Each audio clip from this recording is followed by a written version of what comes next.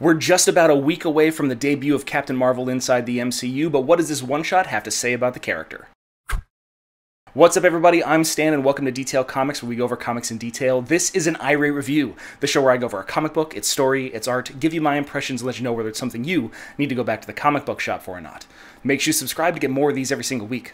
The book that I want to talk about right now is Captain Marvel's new one-shot, Braver and Mightier, and this is a #1 written by Jody Houser, which is kind of going to be a tie-in, maybe a change in the origin story. We don't really know, but the Marvel MCU makeover given to Captain Marvel is something that we're going to have to be exploring as the movie comes out. But let's dive into this comic and see what it might add. As we take a look at Captain Marvel, Braver and Mightier, a one-shot that's going to be dealing with, well, Carol Danvers' Captain Marvel, written by Jody Houser, with art by Simone Buonfantino. We see her in her Alpha Flight situation, where she's floating outside the atmosphere of the Earth, taking on alien forces, which is her primary role in Alpha Flight, defending the Earth from alien invasion and other things from the cosmos that are going to come and cause conflict on Earth. And as she stands there, she kind of gives them a little bit of a speech where her confidence really is exuded through the writing of Jody Houser, and is staring at an armada of, well, relatively generic alien ships, and we don't get any character development, any reason for the conflict. The real big pull of this story is between the two scenarios,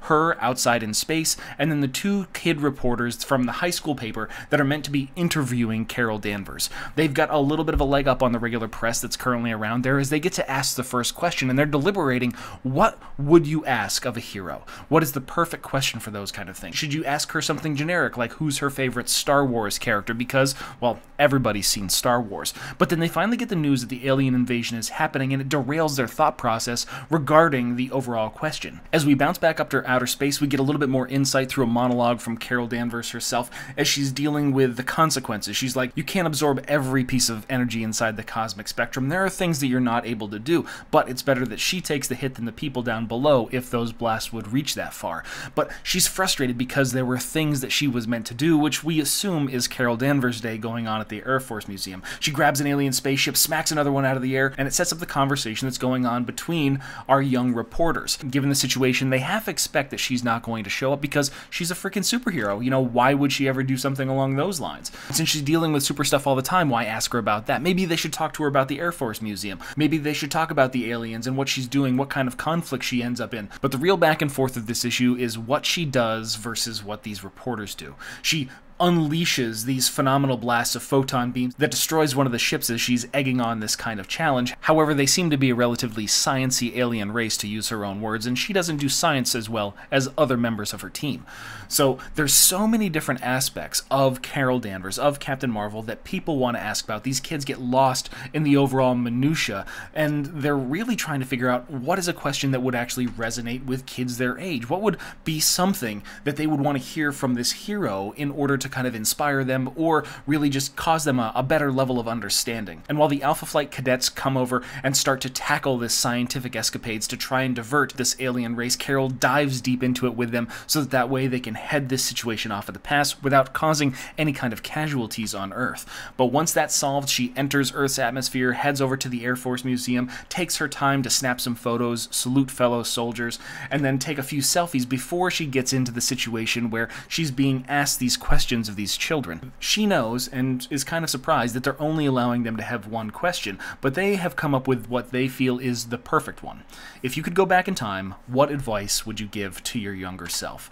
And the answer that she gives is relatively simplistic, and it really kind of hits home with her character in some senses. Everything that she dreams of doing, everything she's told she couldn't do, she's going to be able to do all of them. She is right, and people that tell her that she can't are wrong. And while they wonder what she would warn herself about, the answer is still just as simple. She wouldn't warn her about everything. If she tells her younger self that what her younger self thinks at that moment is correct, that she's right and that she believes that she can do all those things continue to happen to her in the later part of her life, and she can't warn her about any of those things. She was molded by these different experiences that caused her to evolve into the character that she is today. And without those things, her wish wouldn't have actually come true. And that's where we end this issue of Captain Marvel, Braver and Mightier, and we have to wonder, who is this comic book for?